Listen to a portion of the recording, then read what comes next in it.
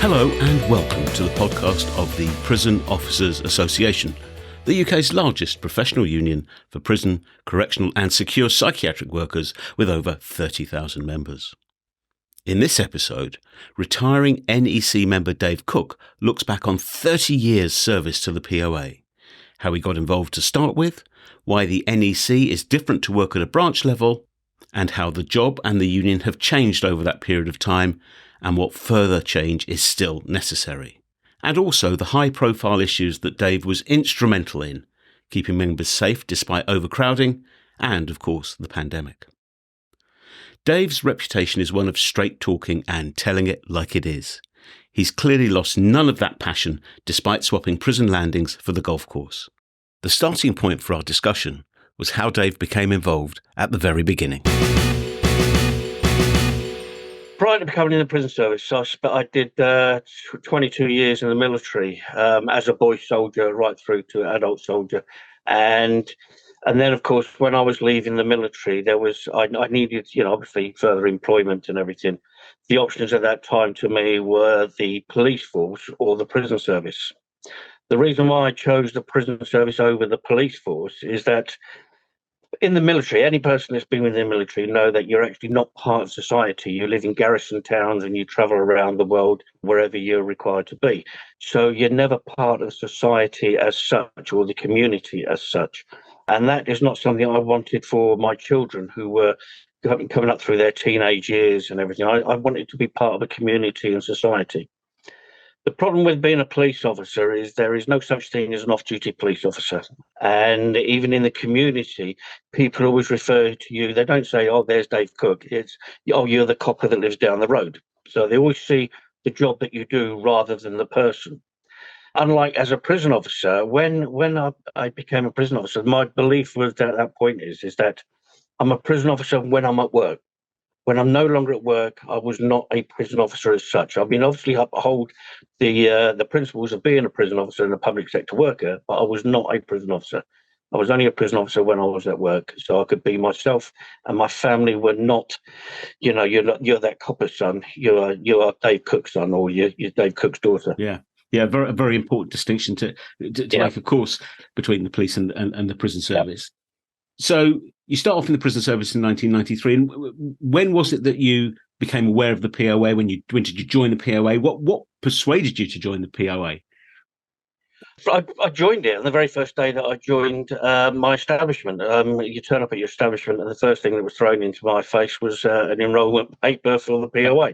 And the advice was also given at the time is that you are now in a career, you've chosen a career or a job role where being a member of a trade union is going to be a massive benefit to you rather than something that goes against you. So, just like everybody else, there were 10 of us that joined on that day at my establishment. All 10 of us signed up to the POA, and I remained in the POA from that moment. It's one thing being a member, but of course, quite quickly you became active in the union as well. What was the story behind your decision to move up from being a member to being an active member and a rep? Well, I mean, the history is that I knew very little about trade unions at the time. I mean, in the military, there's no such thing as a trade union. And so I didn't have much of a trade union background, although my mother instilled in me about right and wrong and defending justice and what is right. So that was instilled from me by my parents. And I had that sense of justice within me, without a doubt. And I joined the local branch committee. I think it was within 6 or 9 months of actually joining the prison service at the time. And it was a governor who convinced me that I needed to be a branch official, because following an adjudication that I was the adjudicating officer, he completely dismissed everything. And I tried to speak to him afterwards and challenge him as to why he didn't do what I was expecting him to have done. And I may as well have talked to the wall at the end of the day. And his attitude was, I don't need to talk to you, go away. So I thought to myself, you are going to listen to me, you will listen to me, and I will make sure you listen to me. At that time, a vacancy came up on the committee. So I joined the committee at that point. And a few years later, the same governor, we were having a chat and everything else. And when I pointed out that he was the driving force for it, I think he regretted it from that point onwards.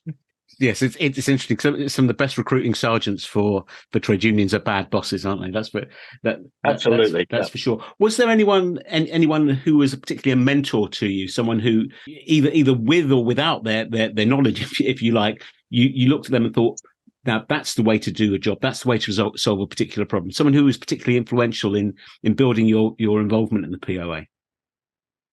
I was lucky at that time because I had some good people around me, and one of the greatest ones, and he's a very, very good friend of mine, is Dave Todd, who's obviously the vice chair of the POA at the moment. And we've come up together for more than anything, and we've always supported each other. It was only within a few years of being on the committee I became the branch chairman, which was a role that I was kind of thrust into because our chairman at the time resigned from the service, and it was like a sudden vacancy. Nobody really wanted it, so I stood up.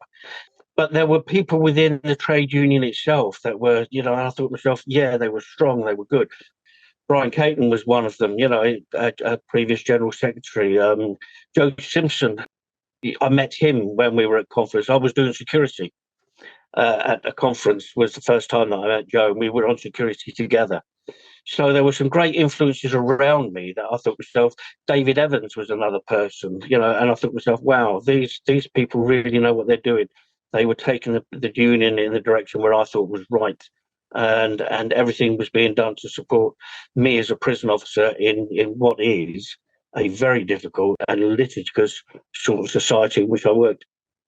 In terms of your experiences as a branch official, did you find that it was you were able to achieve that balance that we were speaking about earlier of being able to have a gap, if you like, between your working life and your personal life, but also make sure that your views and the views of your members were being voiced effectively to the rest of the union?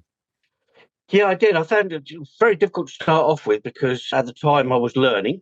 And of course, as soon as you become a branch official, everybody expects you to know everything at once. Yes, the day before I wasn't a branch official, the next day I was, and people are coming to me for advice over all sorts of things I had really no knowledge about. Even when I became on the NEC, I suddenly didn't become an expert in everything. But people are expecting you to know about everything, so it was really difficult. But looking back as I went through it and everything else, it was the fact is that you learn as you go along, and you learn from your peers around you, and everything that goes within there. But the fact is, to me, the most strongest point is, and I've been promoted through my time within the prison service, even at the same branch. And I started at Swellside and I finished at Swellside.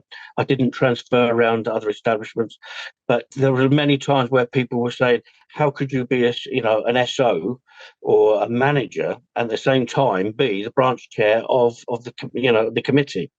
So there was some conflict between the two. And the thing that defines it for me is it's not the grade or the role of the person who's holding that position, it's the integrity of the individual.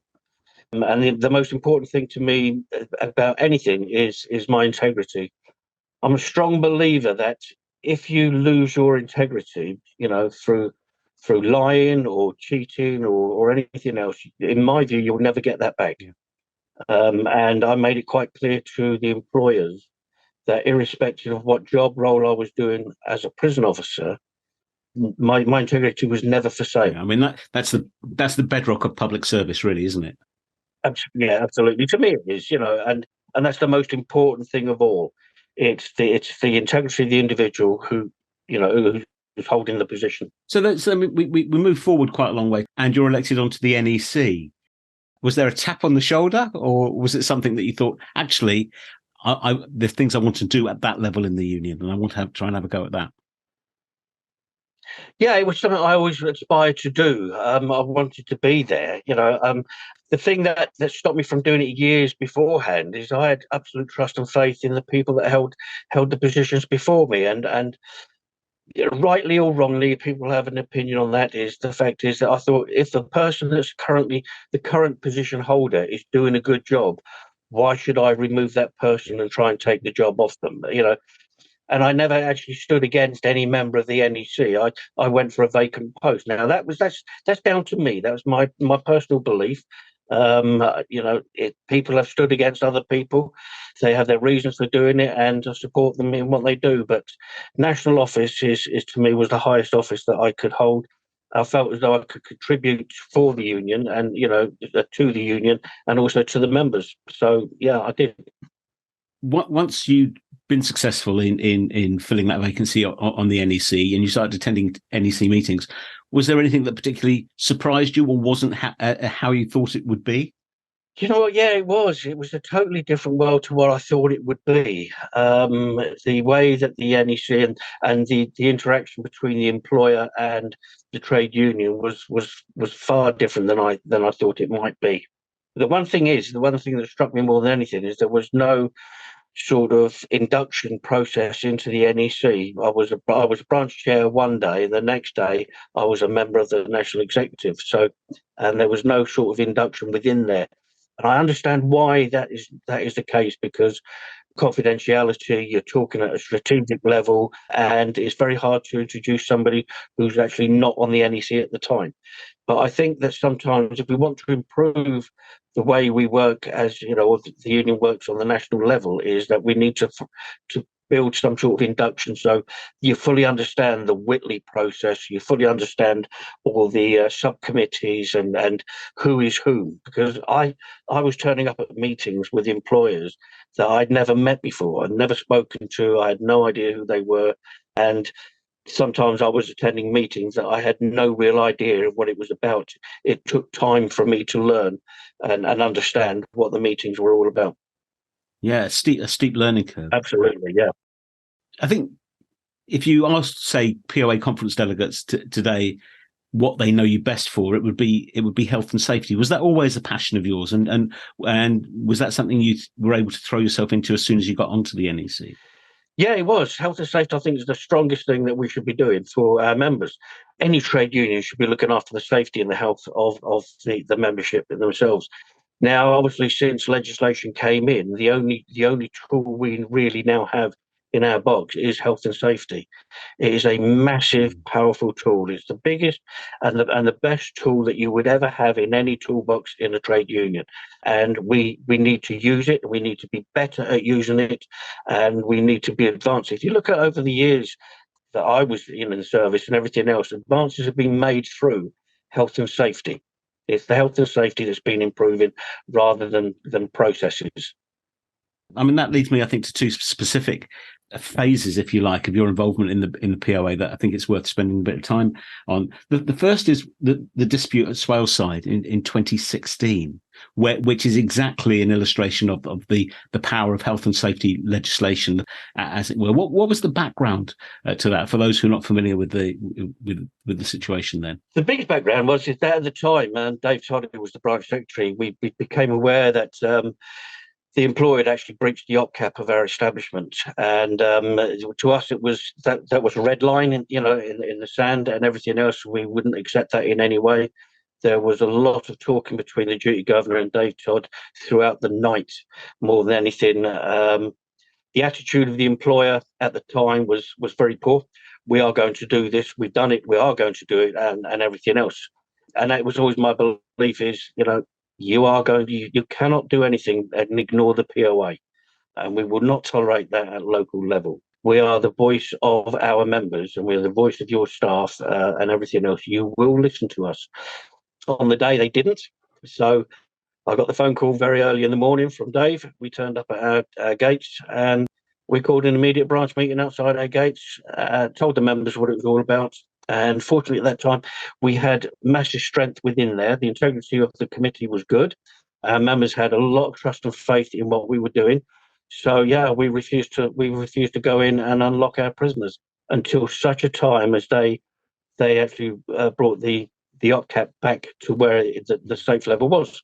What was the response of the governor? He must have gone ballistic. The two governors, well, we had two governors at the time who were very strong governors. They weren't the governing governor at the time, but yeah, Dave and I got called into the main governor's office, sort of thing, where these two governors were absolutely screaming and shouting at us and red in the face and literally everything. In fact, it came to the point where one of the governors just looked at me and he said, "I'm ordering you to unlock the prison." To which I then replied and turned around and said, "But can I be clear on this? Is the fact that you are saying I have to go around and unlock?" I think at that time we had about 900 prisoners. I said, "You want me to go and singly unlock 900 prisoners?" I was being a bit facetious and everything else, and that he burst a blood vessel at that point. And then I realised at that point I looked at Dave Todd and because Dave Todd he then said the same to Dave Todd, and Dave Todd said, "I'd like to comply with you, but unfortunately I haven't got any keys," because I was the only person who actually drew keys. So we had a good laugh about it. We went out. We were put under investigation by at that time we had a CEO of the Sheppey cluster, and we were informed that we would be investigated and possibly face disciplinary measures and everything. So, but it didn't happen. At that time, we stood our ground and we turned around and said, the second that you remove one prisoner from this prison and bring back us to our OPCAP, we will then come in and we will unlock. Which we, as soon as they did get one out, that's exactly what we did. And that was the margin. That was it was just one person, but it was the OPCAP was such an important point of principle as well as practice. Yeah. That was enough to trigger the dispute and to ultimately resolve it when they brought the numbers back under the ceiling. Yeah, to us, the operation, the operational capacity and everything is a safety level. It dictates everything within that. The other point of it is that they felt that they could just do these things without actually discussing it or negotiating with the local branch committee. And so we were standing up on the fact the rights are, if you want to do things, you must talk to this union. We will not allow you to do this in isolation and ignore us in any way. So they pushed us and pushed us. We told them what we would be doing. I don't think they actually believed that we would do it. I don't think they believed that we had the strength of the branch behind us. But we proved to them on that day that we did. Well, it's a brave or foolish, or brave and foolish employer who underestimates the strength of a determined union. That's for sure. The other incident that kind of caught my eye, as it were, so I was thinking about what we might talk about, Dave, was the impact of COVID on the prison estate, and whether or not some of the lessons that had been learned have carried through into the post-COVID environment. I think with COVID, I mean, it was an awful pandemic, and there's not that I'm talking about it in the past, because the COVID is still here, and it will continue for many years and decades to go. But it was, in my view, it was good for the prison service. It was good for this trade union, on the basis that we've been in discussions many, many, many times with the employer saying you have to lock down your prisoners. You have to lock your prisoners down. Bring back control into our prisons. And my personal view is at that point that the prison service had lost control of our prisons. We were being run by third agency parties, voluntary sector and third agency parties. They were almost dictating what our unlock would be like, how long we would unlock, and everything. They were coming in with some real ideas, weird ideas, and safety was being thrown into the back door. Third agency and voluntary organisations have no real concern over the personal health and safety of the individual staff member who's unlocking doors. And the violence issues and the violence against staff was something that they knew about, but they didn't really consider in any way. Every time we kept saying you need to lock the prison, they used to lock the prison down. Employers kept saying to us, well, if we do that, it's more dangerous if we lock up. If we keep our prisons beyond their doors, it's more dangerous. At one point or another, one of your members is going to have to lock the door. You'll have an angry man come out at you, and they're going to face all this. Well, the pandemic came in, and the government took that argument away from them. The government locked our prisons down nationally, and every single prison was locked. A lot of people were prevented from coming into our prisons. So a lot of the charities, the voluntary agencies and third agencies were stopped from coming in. And interestingly, historically, it now shows is that when Italy locked their prisons down, they suffered 5 or 6 prison riots in the first few months of it actually happening. When the UK locked all our prisons down, we didn't have not one single riot or disturbance was caused in our prisons. And why do you think that was? I think it's because we had control, and we demonstrated that we had control. And when you look through the pandemic and everything else, The prisoners liked it because we had control. Self-harm, violence against staff, violence against prisoner on prisoner fell through the floor. Self-inflicted deaths also fell. So it became a safer and a better place for prisoners and also for the staff, because prisoners like the staff to have control. When they don't have the control, that is when life in a prison for both sides is not a nice place to be. So I think what's happened since then is that now there's a lot of pressure, especially from reform people that are looking into our prisons, and they're saying it's not fair. We're locking up our prisoners. We're locking them up and everything else. They're behind their doors for long periods of time. The fact is that now there's much pressure to release and go back to pre-pandemic unlock systems. Now, if you don't have the people to walk the landings and monitor the landings and interact with the prisoners, then the prisoners will do what they want. Violent prisoners will become more violent against other prisoners. Those that are unsafe will become more unsafe, self-harm rises, etc. And that is now what is happening. We seem to be the pressure of people outside the prison service who do not understand the intricacies of a prison environment. They're coming up with opinions and everything else, and they're saying the fact is that they're pushing us back to where we came from. I don't think there'll be another pandemic, not for another 3-4 decades. So this is an opportunity for the prison service and the trade unions to work together to ensure that we maintain control and safety. My fear is that we are losing that. What improvements or changes that the union, either that you've been involved in or that the union generally have been involved in, do you feel that you've seen over your time of being active in the union? The improvement, I think, now is that we're becoming more aware of the of health and safety in itself, and how we can influence and direct the health and safety within our prisons.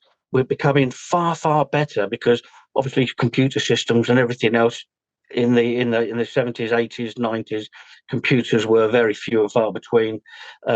Getting any hold of any data was almost impossible. There was not a lot of trust or faith in the data you were given.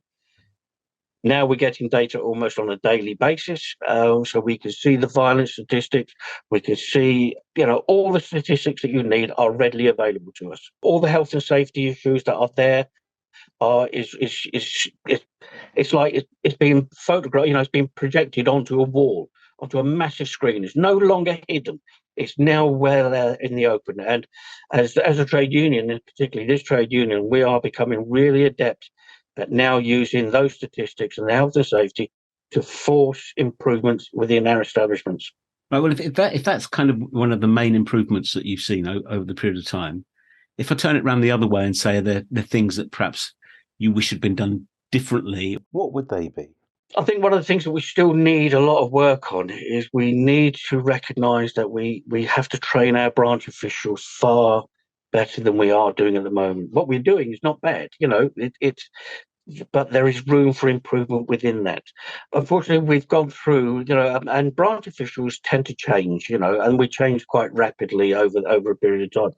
The pandemic, and of course, when Veg came in, it was we lost a huge amount of experience, trade unionism experience, as well as everything else. So trying to fill that void is becoming really, really difficult. And I think there are some ways that we can improve upon how we can train our branch officials. And I'm not talking about the branch officials training that we do nationally, but there is a step between getting onto a committee and then going on branch officials training. There's a void between those 2 points.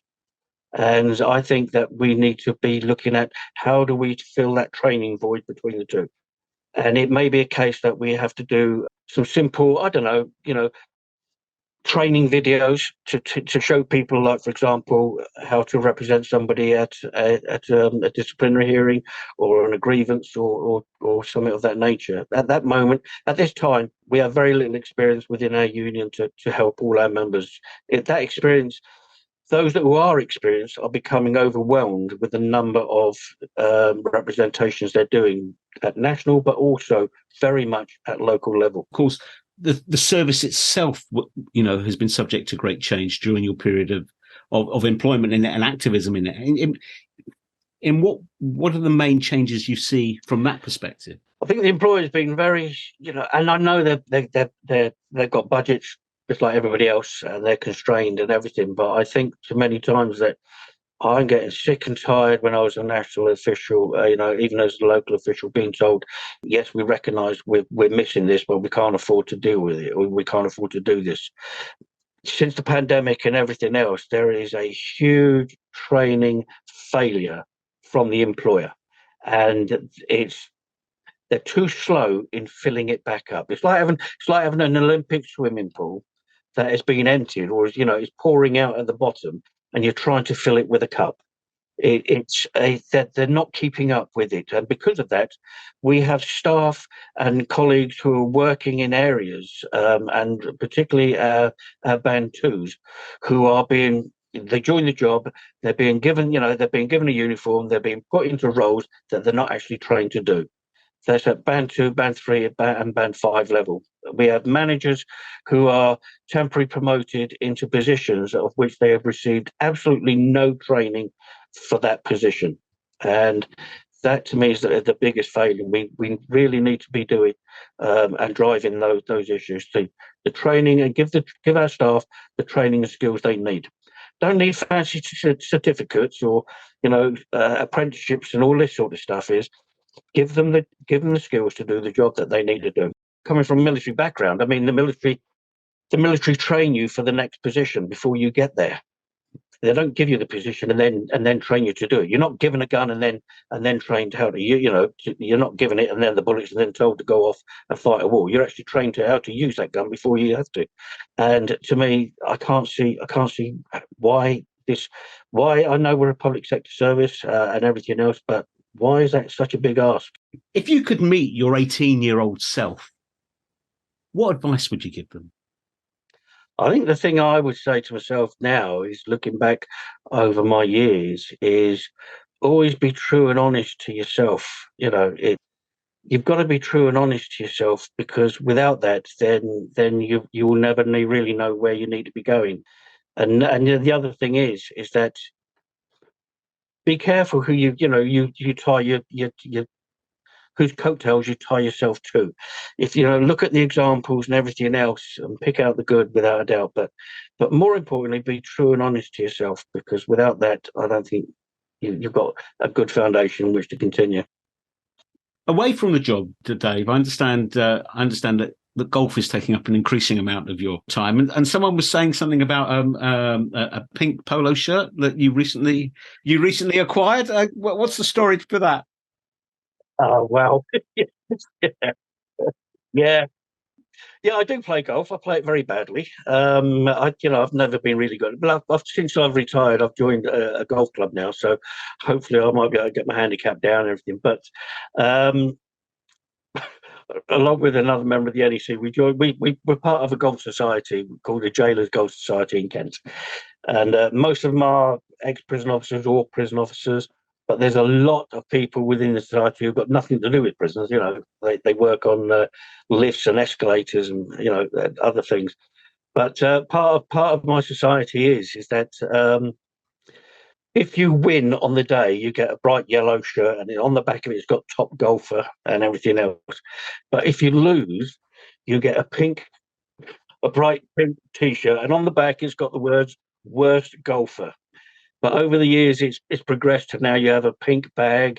You also have pink golf balls and a pink hat and pink shorts and trousers. So nobody, But the good thing about it is nobody in our society cares who wins. If you ask the people who won the last one, they wouldn't have a clue. But if you ask the people who actually is in pink, everybody knows. And unfortunately, the last time we went out a couple of weeks ago, I got the pink. Chatting about a 30-year contribution to the POA and, of course, the prison service as well, was retiring NEC member Dave Cook, and let's hope he manages to lose the pink polo shirt in fairly short order. Taking over from Dave on the NEC is Phil Hannant, As he starts his term of office in earnest, Phil joined the podcast to tell listeners a bit about himself and his priorities in his new role. Phil, it's my great pleasure to welcome you to the POA podcast as the newly elected NEC member to fill the vacancy that Dave stepping back has created.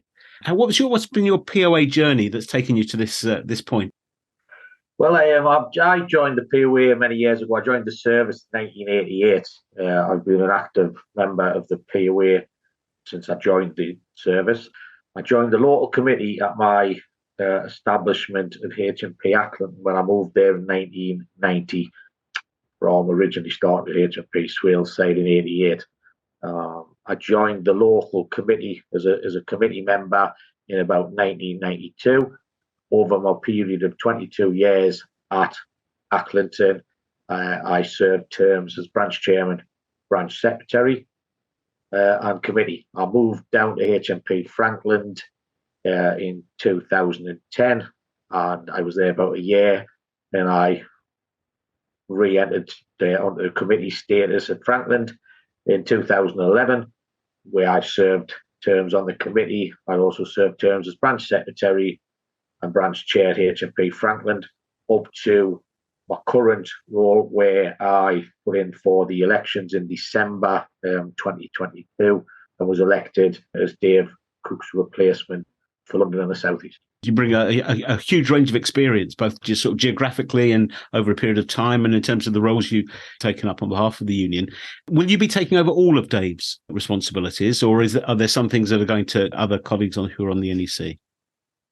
No, I've taken over all of Dave's branches, London and South East, and I also sit on several committees, the same committees that Dave sat on. So it's pretty much all of the roles. Obviously, the rest of the roles are spread out amongst the rest of the NEC. Obviously, big shoes to fill. What are your priorities in the coming period as you get into your term of office? Our first priorities is obviously to meet the branches, get to know my branches. I currently live in just outside of Durham, so obviously geographically it's quite a distance. So I've been contacting originally all of my AA branches by email. Obviously, I've been invited into many branches, and I'm just trying to slowly get around whilst fitting in all the other, obviously, meetings that the NEC is involved in. I'm trying to now get round 2 to 3 branches per week over the coming months, just to make an introduction, find out what issues, take on whatever legacy issues that unfortunately Dave was unable to obviously complete due to his retirement. So that's my initial thing, is just getting out there, getting to know the branches and getting to know the committee. Although it's early days yet, and you're still drawing up a kind of an action plan or a to-do list, as it were, are there any issues that already have started to loom larger than others? Things that you're looking forward to, or you feel a need to get stuck into sooner than perhaps some others? Well, I think like everything, the big issues for the staff is safety, staff safety, recruitment. So I am involved in some national committees that's looking at recruitment and also looking at potentially new delivery, how they deliver things differently, with a view of trying to obviously sort out the safety issues, which is paramount to I believe, well, certainly me, we've got to look at safety first. We've got to look at retention. We've got to look at pay, the right pay, and also the pension age. Obviously, it's an ongoing fight. It's been an ongoing fight most of my career. So, that's something I obviously hope I can bring something to the table with. Finally, Phil, if you had to describe yourself in one sentence or just a few words, how do you go about doing that? Well, I think even though I've done a long time in the service, I believe I'm passionate about the job. I'm as passionate about the job and safety and conditions of prison officers as I have been for my 35 years service. I'm still as passionate now. And I think when I talk to people, I think they'll see that passion within me. It's nothing, my flame hasn't burnt out as such. So pretty much that's it. Phil, thanks very much for joining us, and best of luck for the coming period. I think you're going to be busy. Thank you very much. Thanks. My thanks to Dave and to Phil, and you can find full details of NEC members and their responsibilities on the POA website at poauk.org.uk, along with details of all the work the union does on behalf of its members. Thank you for listening. I hope you have enjoyed what you heard and will join us for the next episode of the POA podcast. Thank you and goodbye.